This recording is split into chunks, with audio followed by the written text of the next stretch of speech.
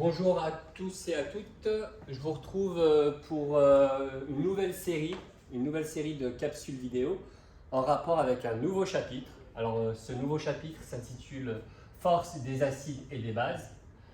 Mais avant de rentrer dans le vif du sujet, dans cette première capsule vidéo, on va faire le focus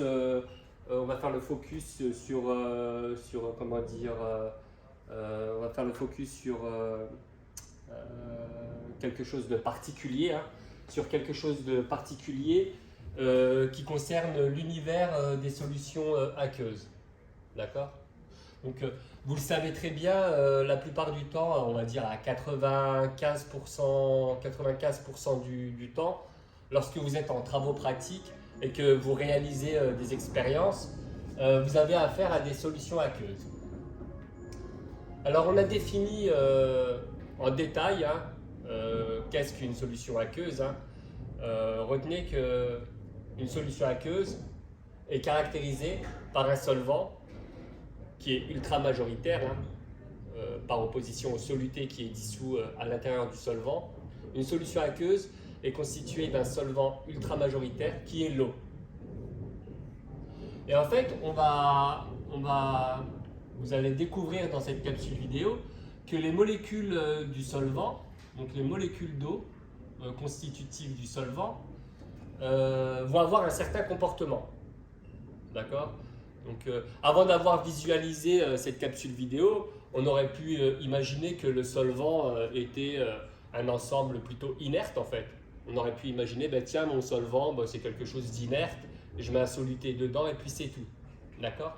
Mais en fait, non, vous allez découvrir qu'il se passe des choses quand même, malgré tout.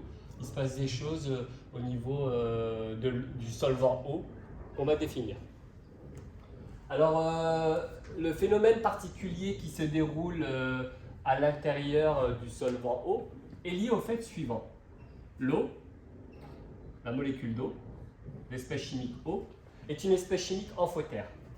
Donc, tantôt, elle appartient à deux couples. D'accord ? La molécule d'eau appartient à deux couples. Dans l'un des couples, elle peut jouer le rôle de base, et dans l'autre couple, elle joue le rôle d'acide. Donc ça, ce sont des choses qui ont été vues dans d'autres capsules vidéo. Et il va se passer quelque chose de très très particulier. Donc la chose de très particulière qui va se passer, c'est que la molécule d'eau, en tant qu'acide, va réagir avec une autre molécule d'eau qui jouera le rôle de base. Comme vous le savez, un acide ne peut pas réagir avec un autre acide. Un acide réagit avec une base. Donc la molécule eau acide va réagir avec la molécule d'eau en tant que base. D'accord ? L'acide, eau acide qui va réagir avec l'eau base. Alors cette réaction très très particulière qui a lieu dans le solvant eau, donc quand vous avez une solution aqueuse, il se passe ce type de réaction. Cette réaction très très particulière entre une molécule d'eau en tant qu'acide et une molécule d'eau en tant que base, cette réaction, elle porte un nom très très particulier. Alors je vais noter son nom. C'est à connaître. Cette réaction est appelée autoprotolyse. C'est la réaction d'autoprotolyse de l'eau.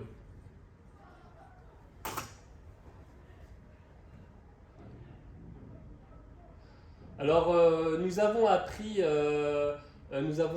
à écrire des équations de réaction de type acido-basique. Donc, il s'agit d'une réaction de nature acido-basique. En première, vous avez beaucoup discuté des réactions de type oxydoréduction. Mais là, non. On est plutôt dans la catégorie des réactions acido-basiques. Un acide qui réagit avec une base. Vous avez appris à écrire ce type de réaction. Alors, on va prendre donc l'eau en tant qu'acide. Alors, je vais écrire ici l'eau réactif en tant qu'acide va réagir avec une autre molécule d'eau. Donc, une molécule d'eau en tant qu'acide va réagir avec une autre molécule d'eau en tant que base. Je note ici base. Alors je n'écrirai pas les deux demi-équations acido-basiques qui permet d'aboutir comment dire, à l'équation de réaction. Alors, a priori, là, dans le sujet, je ne vous ai pas précisé si la réaction entre une molécule d'eau et l'autre molécule d'eau était une transformation chimique totale ou non totale. Alors, je vous donne la précision. Il s'agit d'une transformation chimique non totale. Donc, il y aura lieu à l'état final, étant donné qu'il s'agit d'une transformation chimique non totale. À l'état final, il y aura un équilibre qui sera établi, un équilibre dynamique plus précisément. L'acide, conformément à la définition de l'acide selon Brønsted, va libérer un H+, va perdre un H+, on enlève un H+, il va se former HO- en phase aqueuse, l'univers des solutions aqueuses. Le H+, qui a été perdu par l'OH2O en tant qu'acide, va être immédiatement capturé par l'eau qui jouera le rôle de base. On rajoute donc un H+, pour l'eau en tant que base, et ça devient l'ion oxonium H3O+. Donc voici l'équation à connaître. Voici l'équation à connaître, à savoir réétablir très rapidement. Équation qu'on appelle l'équation de réaction de l'autoprotolyse de l'eau. Alors, passons à la suite. Alors, de quoi s'agit-il? Alors, on vient d'évoquer que la transformation chimique qui a lieu entre l'eau acide et l'eau base était une transformation chimique non totale. Et du coup, de ce fait, cette transformation chimique va donner lieu à l'état final à un équilibre. D'accord? Alors il va être possible d'exprimer cette constante d'équilibre conformément à ce qu'on a appris à faire. Donc la notion de constante d'équilibre qui est égale au quotient de réaction associé à cette équation-là, quotient de réaction à l'état final.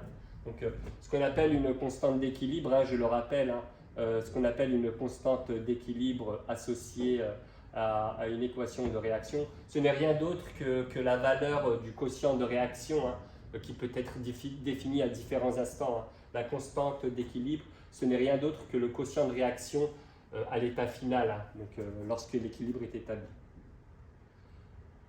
Alors, on va donner un nom particulier justement. Donc, la réaction d'autoprotolyse de l'eau va donner lieu à un équilibre. Il va être possible de calculer et d'exprimer la constante d'équilibre. Néanmoins, la constante d'équilibre associée à l'équation d'autoprotolyse de l'eau porte un nom particulier qu'on nomme, cette constante d'équilibre, on la nomme le produit ionique de l'eau. Le produit ionique de l'eau.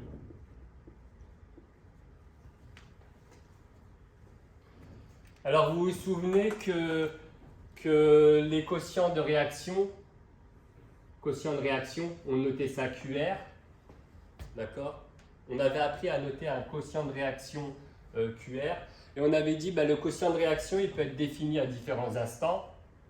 On peut le définir à l'instant initial, d'accord? Le quotient de réaction qui fait intervenir les concentrations de différentes entités chimiques. On peut le définir à un instant initial, il aura une certaine valeur. On peut le définir à un instant intermédiaire, d'accord? Et on peut aussi le définir à l'instant final, lorsque l'équilibre est établi. Alors attention, le petit indice EC fait référence à l'idée que l'équilibre est établi. L'équilibre final est établi, donc on est à l'état final. Donc il est possible d'exprimer, voire de calculer un quotient de réaction à l'équilibre. Et c'est ce qu'on avait défini dans le précédent chapitre. On avait dit que ça correspondait justement à la constante d'équilibre qui ne dépendait que de la température. Et bien justement, la constante d'équilibre associée à l'équation de réaction d'autoprotolyse de l'eau, eh bien il y a une notation particulière. Il y a juste une petite notation particulière. Donc la constante d'équilibre qu'on notait de manière générale KT. Donc la constante d'équilibre, de manière générale, on l'a noté KT. Dans le cas particulier de l'équation d'autoprotolyse de l'eau, on note ça KE. D'accord? Alors, la suite, de quoi allons-nous parler? Alors justement, on va essayer de définir cette fameuse constante d'équilibre. Alors je fais un petit espace ici, il y a un petit exercice. Je mets l'intitulé de l'exercice. Je vais laisser un petit espace vide. Et puis je vais effacer le tableau. Peut-être prendre... oui, je vais réécrire. Alors petit exercice que vous voyez apparaître au tableau. Je vais aussi je retire ici, cette partie-là, pour mettre en évidence l'exercice. Alors l'exercice en question, c'est, vous connaissez désormais la définition du produit ionique de l'eau, et il est demandé d'exprimer le produit ionique de l'eau. Alors je vais retirer peut-être les petits points ici, faire un petit espace ici. Alors exprimer le produit ionique de l'eau. Alors si on vous demande d'exprimer le produit ionique de l'eau, eh bien tout d'abord se souvenir que le produit ionique de l'eau noté KE, ce n'est rien d'autre que le quotient de réaction à l'équilibre, donc associé à l'équation de réaction de l'autoprotolyse de l'eau. Donc je réécris l'équation de réaction correspondant à l'autoprotolyse de l'eau, qui était un équilibre.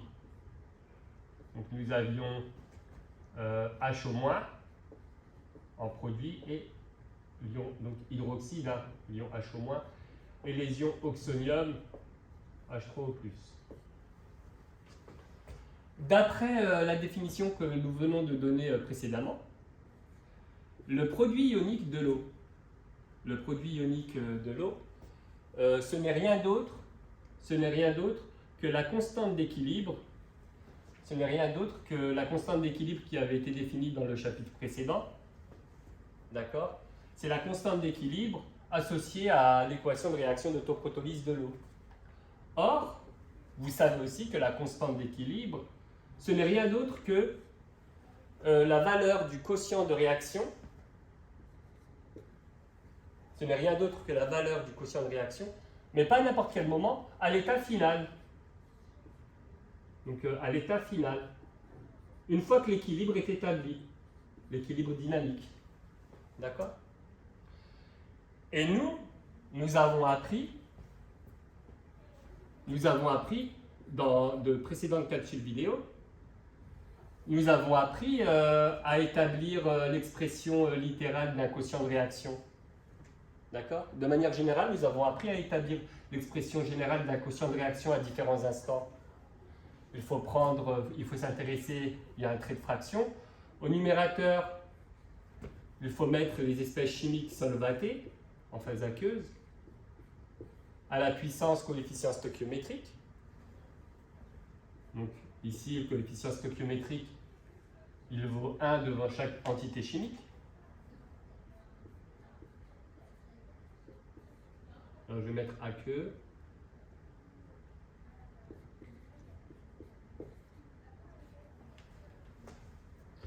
Divisé par, donc une fois qu'on avait placé les concentrations des espèces chimiques solvatées en phase aqueuse au numérateur, au dénominateur, il fallait placer les concentrations molaires, des espèces chimiques solvatées. Or, ici, il s'agit d'un cas particulier. La molécule d'eau est une molécule constitutive du solvant. Et on avait vu qu'il fallait mettre des 1. 1 fois 1. D'accord? Ainsi, nous obtenons le résultat suivant. La constante d'équilibre, après simplification. Alors, il manque une petite remarque importante. Je m'arrête avant d'exprimer la constante d'équilibre. Donc, ce sera l'occasion justement de bien faire le point sur cette notion que je vais expliquer dans les minutes qui suivent. Qu'appelle-t-on le produit ionique de l'eau KE? C'est la valeur ou l'expression du quotient de réaction, pas à l'état initial, pas à l'état intermédiaire, mais à l'état final, lorsqu'il y a l'équilibre. D'accord?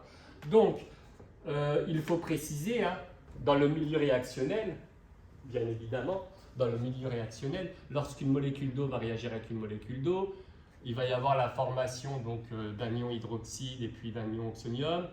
Et au cours du temps, les concentrations molaires peuvent varier, peuvent évoluer. Eh bien, il faut vraiment préciser que la constante, le produit ionique de l'eau, il fait intervenir l'expression du produit ionique de l'eau, fait intervenir les concentrations molaires, donc des ions hydroxyde et des ions oxonium, à l'équilibre. D'accord? Une fois que l'équilibre est établi. C'est très important. À l'état final, donc, à l'équilibre. Ainsi, je vais pouvoir noter peut-être en rouge l'expression finale qu'on retrouve très rapidement et qu'on redémontre très très rapidement, hein, vous le remarquez. En rouge, je vais noter l'expression du produit ionique de l'eau que j'encadrerai.